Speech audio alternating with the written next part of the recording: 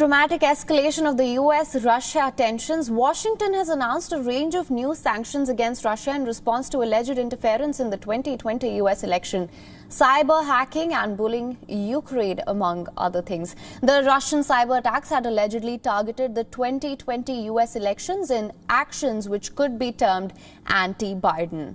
After announcing sanctions against Russia, U.S. President Joe Biden has said that now is the time to de-escalate for both the countries. Biden added that it was important for him and Putin to meet in person so that the two countries could launch a strategic stability dialogue on a variety of global issues.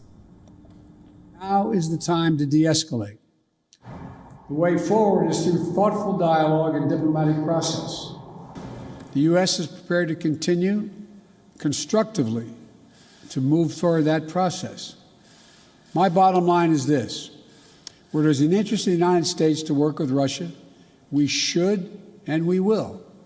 Where Russia seeks to violate the interests of the United States, we will respond. Now, these measures come at a tense time for U.S.-Russia relations. The moves target 32 Russian entities and include expulsion of at least 10 diplomats.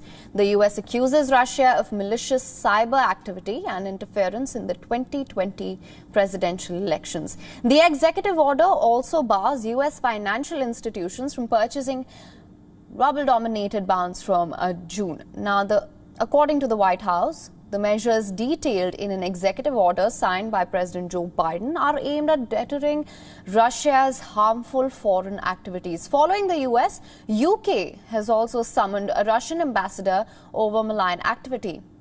Poland has also expelled 3 Russian diplomats for hostile actions. The European Union has voiced support for the United States.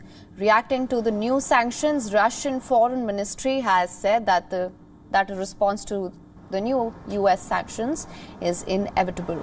The ministry has also summoned the U.S. ambassador to Moscow, John Sullivan, calling the move a nonsense. Russia's Foreign Intelligence Service dismissed U.S. claims that it was involved in cyber attacks on U.S. infrastructure.